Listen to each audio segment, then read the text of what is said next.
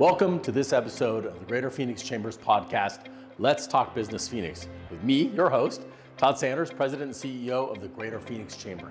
In each episode, we tackle important issues and subjects affecting our businesses, our community, and the state today.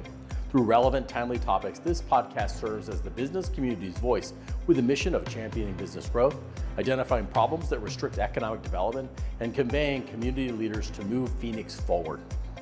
Let's Talk Business Phoenix was produced in partnership with Ideas Collide, an agency offering a full suite of custom marketing solutions for your brand's unique challenges. Make a connection at ideascollide.com. Well, welcome back to the podcast. We are thrilled to have Jay Parry, who is the CEO of the Phoenix Final Four Organizing Committee. Jay, thanks for joining us today. Thank you for having me in to talk about one of the greatest events in sports, the Final Four. It's going to be awesome. Now, how far away from tip-off are we? We're days away from tip-off. April 6th, the semifinals are going to start at State Farm Stadium, right? Those Final Four teams, those students that have been working so long for this moment. I mean, this is the pinnacle for them, and we're excited to host them. No stress. No, not. But you know what? We've worked for over the past year on this, and it is go time, and we're ready for it. Absolutely. Well, I think 99% of the people listening have met you and know you or know of you. But let's talk a little bit about you. Tell us a little bit about yourself and maybe something we wouldn't know that's not on your bio, for instance. You know, I would say what I love about working on these major events, and most of them have been sporting events, is that I grew up in a family where my dad took me to every sporting event under the sun. No choice. You were just going to go. We were going to go. He was stuck with 3 daughters. And so we became lifelong sports fans. And so to work in this area and to be able to work on behalf of Arizona and try to make a positive impact on our state is really fulfilling. So originally from Arizona? Originally from California. Okay. So just next door. So we got you from California. I'm officially a local. Okay. And how long here? You know, I've been here on and off for, over 20 years. Yeah. And what do you like most about this area compared to, for instance, other places that you've been to? You know what I love, and it hit me the minute that I arrived here. Everyone is so welcoming in the business community and really made me feel like I was from Arizona and that I could make an impact and I could be part of what was going on here. And for me, that was really cool. And even though we are such a large city in Phoenix and such a growing state in Arizona, you still feel like you're part of the fabric of this community. And for me, that's really a fun thing. It's a great place to be new. It is. And you have now a long history here, too, in terms of what you've been involved in. So what are some of the things that you've sort of led here in Phoenix? Sure. So my first foray into sports was to be the president of the Phoenix Mercury, which is such a phenomenal franchise. Then I got moved over to work on our Phoenix Suns, which again is just so much fun and such a great team here in Arizona. And then I worked on the Super Bowl in 2015, which was Super Bowl 49. And that was a big success for our state. Seems like a long time ago, doesn't it? You know what? It seems like so long ago, but so does last year. And the Super Bowl 57 in 2023, that seemed like a really long time ago. So we've just got so many positive things going on. Absolutely. Well, something about you that we wouldn't know from reading your bio, something interesting. Let me see. Well, I love the outdoors, and I am a big dog person. So if I can get my dog out and I can walk the trails and hike in Arizona, that's a dream come true. What kind of dog? What do you like? I'm a big dog girl. Okay. So I have had labs. I've had mixed labs. We grew up with labs. So. Well, and this is the perfect time to have them out and about, or even at your local pub and hanging out with you in a patio, right? Yeah, this is the ideal time to be in Arizona for sure. Absolutely. Well, just give us an overview of the committee's work. Obviously, we're looking at a few days away, but that absolutely is the tip of the iceberg. What goes into a bid to get something like a Final Four or a Super Bowl? So if you look at how often the men's Final Four has been hosted in the West, this is the second time in the past 29 years. And we're hosting it for the second time. So we are so excited to, rally the community around this phenomenal event. And it really does take a full team effort. And, we touched on it earlier in the conversation, but just the folks on our team include business leaders, Native American leaders, elected officials, municipalities, our tourism industry, the media, the list goes on. And so that's what makes this really special. Well, what's our secret sauce here? I mean, obviously, weather's obviously good, but there has to be more to this. People want to come here. This is an attractive place. But what else about our the Phoenix metro area makes us attractive for these kinds of large-scale events? 3 things. One is our hosting history, because we have hosted championships, Super Bowls, college football playoff championships. So we've hosted major events and we've done an excellent job at it. So our ability to keep that up and keep our high standard really bodes well for the future. That's the first one. The second one is our infrastructure. You look at, State Farm Stadium is state of the art in terms of all the improvements, and they continue to add enhancements there. Our airports, our streets, the way that we invest in our community. So the infrastructure is really, really important. And then the third factor is what you said. I mean, this is a phenomenal state, right? You can come to the Final Four and you can go to the Grand Canyon the next day, and so there's no place else like it. And I think the idea of what we have to offer, but the way we work together and the way we collaborate across geographies, right, across sectors, I think that sets us apart. I think that's our secret sauce. Well, I want to get back to that a little later, especially how it relates to these new competitors like Vegas. And I'm sure they called you for some advice, but everyone always talks about the impact of these events in terms of the economic impact. Can you walk us through what you're expecting in terms of the Final Four? Yeah, sure. So one of the major reasons we do these events is for that economic impact as well as the lasting legacy that we leave in our community. So from an economic impact standpoint, there's really 2 main focuses. One is what's driven via tourism, right? And that's just the influx of travelers and visitors and all those wraparound services that come to the state from the Final Four. And then the other one is economic development and how we can introduce CEOs and business leaders to Arizona and to just what a fantastic place we are to do business. So those 2 things are how we think about economic impact. Each of these mega events, we do a study with Arizona State University. Yep.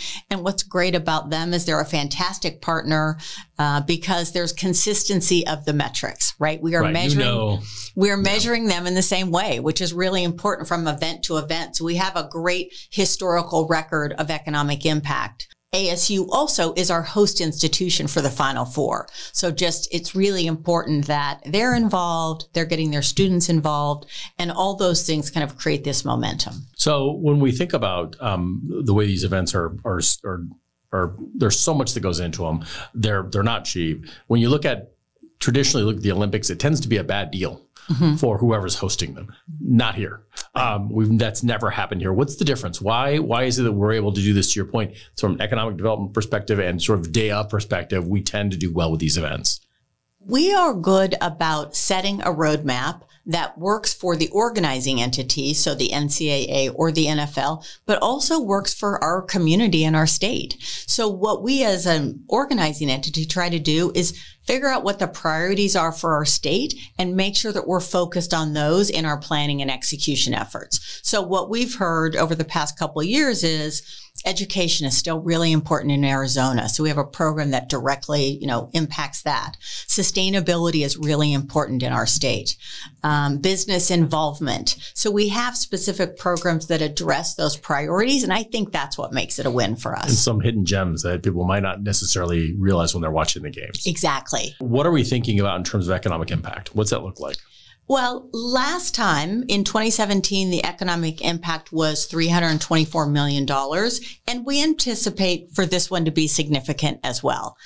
I'm not in the business of projections, Todd, but we know it's going to be significant, and we've had tremendous support from our hospitality community, all of our business supporters. So we anticipate it'll be strong. And what about small businesses? Clearly, there's an opportunity for larger businesses, but is there an opportunity through this for smaller businesses to get involved and also perhaps to profit from having the games here? We have a program called Business Connect, which is a supplier diversity initiative. And that is our way to really involve and get our arms around local Arizona businesses that are women-owned, LGBTQ plus owned, veteran-owned, minority-owned. And so it's a three-pronged approach with those businesses where we provide professional development opportunities, we provide networking opportunities, and then the opportunity to potentially get a contract associated with an event around the Final Four. And so we have just over 130 businesses that are participating with us right now. And we love the stories that came from them around the Super Bowl. We love their enthusiasm, and they do a great job of really showcasing, again, why Arizona is so special. Well, I'm so happy to hear that. 130 businesses, that really is meaningful. And for those particular businesses, that could be a big game changer for them as well. It could be. No pun intended. Exactly. No, it could be game changer. And it's also about building their skills, right? And kind of putting them in the national spotlight, if you will, and thinking bigger than maybe they were last year. So it's really a fulfilling program. So thinking about, obviously we're all focused on the game, but there's a lot that happens outside of the games, ancillary events and things like that. What can we expect with the Final Four? There's a couple ways to talk about that. In the lead up months, one of my favorite programs was Read to the Final Four. And that is a reading competition that happened across the state and mimics March Madness brackets with schools advancing based on the average number of minutes read by third graders. Nice. So Todd, we had over 15,000 third graders around the state participating in this. About 240 schools, and about 62% of those schools are Title I. So there's really a need there. The top reading school will get a $5,000 grant for their literacy related and library program. So it's a way to create a lifelong love of reading, but also just have some fun, right? The teachers, the principals, the superintendents were so excited to be a part of it. So that was one of my favorite programs. Yeah, it's such a win too. I mean, and for these kids to really just enjoy the whole thing, and also to be able to see the game and be a part of it. Yeah. Exactly. And they'll get recognized, on the court on Friday. So those are just really fun times for kids. Absolutely. You also mentioned sustainability. Talk to us about that. It's clearly something we're all thinking about today, where we saw the Waste Management Open, and we're seeing it in large scale events like Super Bowls. How are we thinking about it here? Sure. So there's a couple different tent poles. One, in the months leading up, we were doing greening and cleanup projects around the state. And those are really important to our municipal partners because they want to make sure, whether it's a tree planting or it's a cleanup effort, that we are leaving their community in a better place than before we hosted Final Four. We'll also be looking at recycling programs and reuse programs after the event. So we collect lumber and scrim and pole banners. We'll collect everything we possibly can and then repurpose it to nonprofits here in Arizona so that it can be reused and recycled. So we really take sustainability seriously in the months leading up. And then downtown Phoenix, as well as State Farm Stadium, will have recycling programs for this coming weekend and just make sure that we are really lessening the footprint of a major event, right? We want to make sure we're not creating something that we can't address with our sustainability programs. Absolutely. And I'm so glad that that's a part of this. And again, it's important for people to know that and understand it, that there's much more to it than the actual game. Right. And that's what we heard from our stakeholders, right? So I think with these major events, we want to make sure that we're reflecting what our business leaders are interested in, what our elected officials are interested, and the list goes on. And so that's how this focus on sustainability came to happen. Now, we know tip-off is very close to now, but I'm assuming that you're probably already thinking about what's next. And we have the Women's Final Four coming. But when we look forward, what are we thinking in terms of what do we want to start bidding on? So we are excited to be hosting the Women's Final Four in 2026. So that's a short 2 years away. And what's great, Todd, is we'll be able to take this momentum from the men's game and continue it on. So we're not starting from scratch, right, come 2025 or 2026. And I think there's a lot of value in that. And then I'm going to take a page from a coach's book that someone told me, which is win the game you're in. And so our goal is to make this the best men's Final Four yet. And then we'll set our sights on what comes next, because we are an ideal community to host major events. And we want to make sure we're in the regular rotation. And that does take a lot of community resources, a lot of community impact. And that's why we want to make sure we also have the measurement, right? So that we can report back out. This was a big win for us. It certainly was in 2017, and we're expecting the same thing after this. Super Bowl as well. And by all accounts. Same thing. Yeah. I mean, when you look at the economic impact that was reported by ASU for Super Bowl, it was over $1 billion. It was $726 million in GDP for the state. I mean, those are serious numbers, right? And that's our goal. I mean, Final Four will be, again, a significant contributor to our economy. And there's so many great things going on in Arizona. What these major events do is they accelerate, right? They lean in, they support all the positive things that are already going on. I was just thinking about that. You know, there's so much that's dividing us today. I mean, if people, everything that they can, you know, everything that's out there, we have two sides to it. But with this, it seems like everyone wants to get in and wants to be a part of it. And it's just a really positive way for us to work together on something without worrying about what political party you are. You know, that is so well said. And that's what makes this a team effort. And that's what makes it, I think, really cool for us to come together as a community and show we do collaborate, we do respect each other, and we do work together. Earlier this week, we will have unveiled our legacy project, which is at East Lake Park in Central Phoenix. And we took this community center that really needed a bit of a refresh, I would say, Todd. And so we completely refurbished the basketball court inside, the outdoor court. A beautiful mural was unveiled, all new equipment, bleachers, baskets, like you name it, time clocks, they got it all. And so just leaving that legacy in Arizona is something that we can all be so proud of to point to. And for years to come, there'll be kids and adults going through there and playing basketball and, you know, creating their own dreams. And those are the types of things that make this really cool. Absolutely. That far outlive the game. Exactly. Correct? Exactly. So obviously there was another entrant into the Super Bowl market with Las Vegas this year. What was your advice to them? That's such a good question, because I did remember getting this call. I think my advice to them was to bring your community together and set your game plan. Because as you said earlier, there's so much interest and excitement and people want to be involved. But what comes with that, Todd, are a lot of different ideas of what we should be doing and how we should be doing it. And so how we align on our roadmap for success, I think, is something we've done well as a community. And so that was my advice to Las Vegas. And, you know, I think they did a good job this year. So you give them a good score. I would give them a good score. It was their first Super Bowl ever. Mm-hmm. So, of course, there's going to be a few bumps in the road. But we do need to keep in mind, it's very competitive to host these major events. And so we need to stay on our A game, right? We can't rest on our laurels as a community because we've had past success.